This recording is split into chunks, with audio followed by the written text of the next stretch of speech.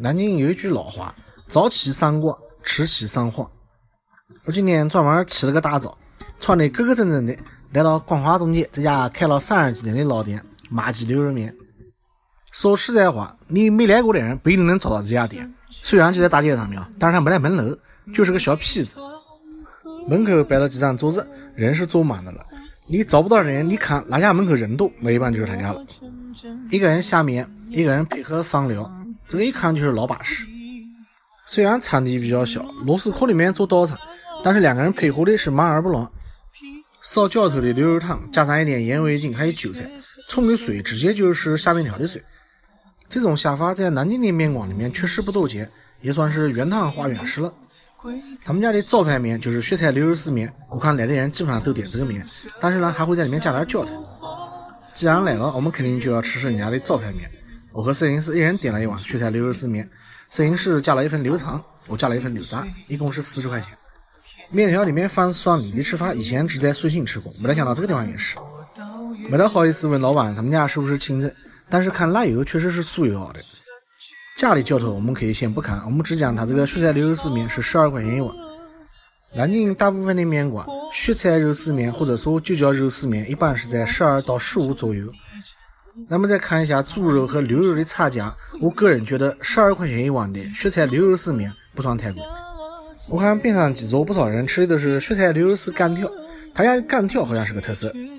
我的习惯是早晨起来还是喜欢吃一点汤汤水水的，所以呢我就没有点干条，我点的还是水面。面条是普通的鸡细面，吃到嘴里面不呛，但是也一点不烂。面条是3两以上，接近4两，大部分人应该是能吃饱的。牛肉丝卤得很入味，吃到嘴里面不会老，而且不会卡牙。面条的牛肉味很浓郁，我觉得应该就是他刚才放的牛肉卤的原因。牛杂卤的比较烂，不费牙。8块钱加了一份，量不算太多。下面就是最关键的一点了，他们家的面是一点都不甜。当然了，这个只是我的个人观点，因为每个人对甜度的理解它是不一样的。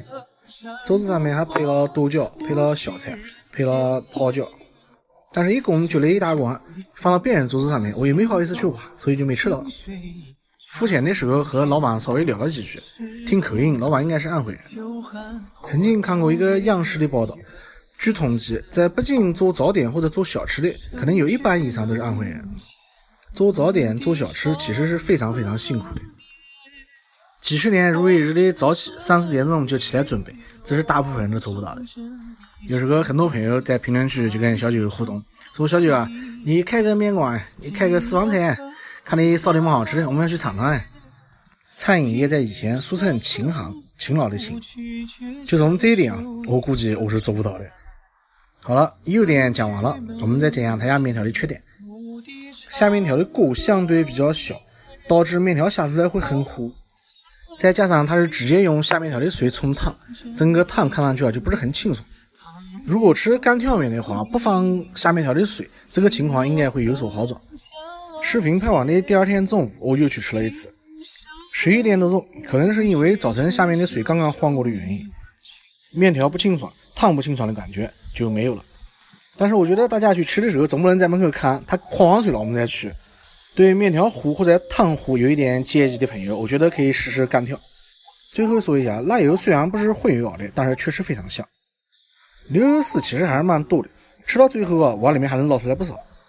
吃东西尽量不浪费，广泛行动，从后做起，娓娓道来，细细品味。我是小九，马儿见。